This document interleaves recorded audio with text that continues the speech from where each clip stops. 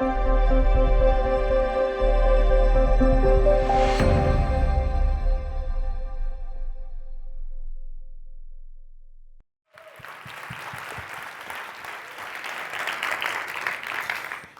performance is a result of physical, mental, emotional, and spiritual preparation. I learned this when I became the first woman in the world to run up and down the highest mountain of America. My passion for mountains started when I was living in Brazil. I was born between mountains, and I've been running the mountains since 2006. After 3 years working as an environmental lawyer, I was missing some connection more with nature. Then I changed my profession, and I became a mountain runner. I've done more than 50 ultra races in all the continents, but I had a big dream. My dream was to run a very high mountain. And the second highest mountain in the world was right at my continent. But for sure, passion is not enough to make an ambitious dream like this come true. I had to become a true high performer in all the sense of the word. My dream was to run up and down the Aconcagua mountain in less than 24 hours.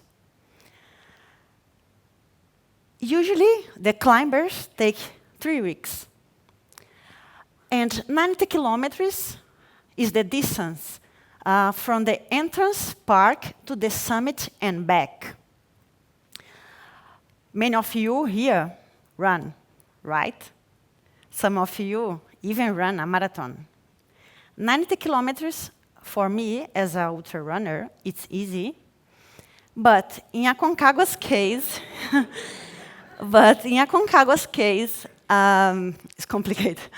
In Aconcagua's case, beside the distance is minus 30 degrees, freezing rocky ground, with high atmospheric pressure, with 40% oxygen level, and 100 kilometers per hour winds. And I have this climb. It's a vertical elevation of 4,000 meters until the top. The top is 6,962 meters. Only about 5 men in the world have been able to do this in the same journey, up and down, the same day. Each year, 4 or 5 women try to do it, but none could ever make it. 2 years waiting for that perfect night. I ate well, enough carbohydrate. The white rice is my diet secret before long race.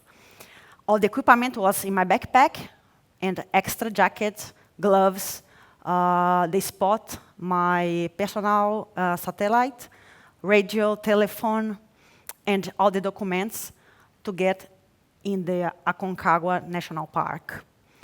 I was prepared, I was confident, but it's not enough. The mountain had to allow me to complete my challenge. On the night of 22nd February 2016, I started my climb. It was a beautiful night with a huge full moon. The first 25 kilometers is the easiest part because there is more oxygen. But the terrain is very difficult. Plenty of rocks and soft sand. I had to cross 10 rivers with glacier water, and crossing these rivers to arrive at the base camp. And the glacier from the top of the mountain was creating mudslides and rock avalanches.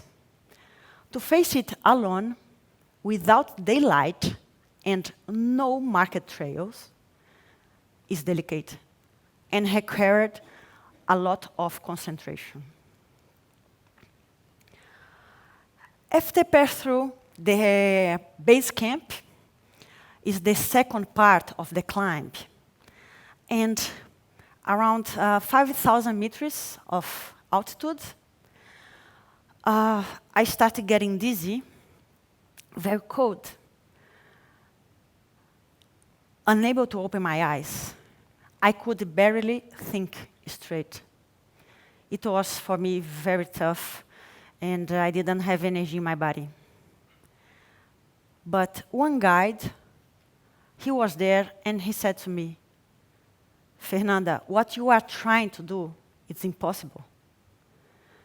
But I believe you can go through all this bad sensation, this strange altitude sickness. I believe you can reach the top in time. Well, I knew that, but it was too cold for me. I was really feeling bad. And I knew that my project was impossible. And I knew that there is a window to attack the summit. I need to be there by 4 p.m. Otherwise, the weather can turn, and it could take my life. But I kept on going, and I overcame all these bad sensations, the altitude sickness, until I reached 6,000 meters of altitude. The sun started to come up, and I felt better. At 2 p.m. on the 22nd February, I was in the top of Aconcagua mountain. Ooh. I could not believe it. When I got up there, I started screaming, and well, the feeling was that the impossible had become possible. I was the happiest person in the world, feeling fantastic. And that moment, I remembered all my last attempts. Yes, I tried to do it before, and I had failed twice. My first attempt happened in 2015. I was very sick, and I almost have a pulmonary edema, and I had to be removed by helicopter. I was sad, but glad to be alive. My second attempt happened in January 2016. When I reached 6,000 meters of altitude, I started a beginning of cerebral embolism, and I had also to stop. And I had to try again. When you have a dream, the dream comes from your heart. You don't need other reason. You can have positive people around you, your team, but just you can understand how it's important your dream to overcome all the risks. My sponsors, my family, my friends, everybody said, don't go back to this mountain. But I had to. On the third attempt, I knew better, I understood better what I was missing. I was missing a physical, mental, emotional, and spiritual preparation. In the third attempt, I was ready. I thought and I prayed much more for God. I was more connected with Aconcagua mountain. I did many hours of meditation. And I spent many days alone in high altitude, suffering hard snowstorms to accept my fears. To accept my fears. That was the way of Fernanda to achieve the highest level of performance. Each person needs to find their own ways in different challenges in life.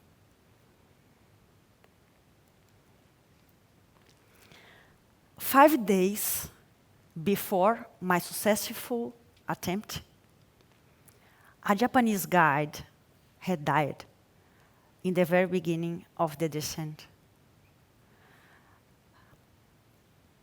You don't have balance because you are in high altitude and you are very tired.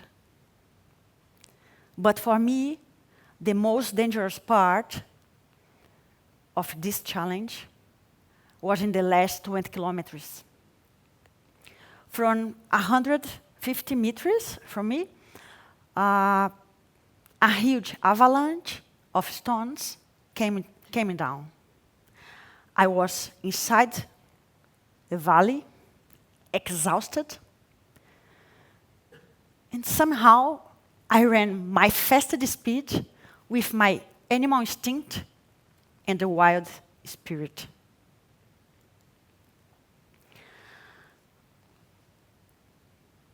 I arrived at the entrance park on the night of 22nd of February. After 22 hours and 52 minutes. It was pure happiness. When I looked around, just myself and God. Nobody else were there to celebrate what I had achieved.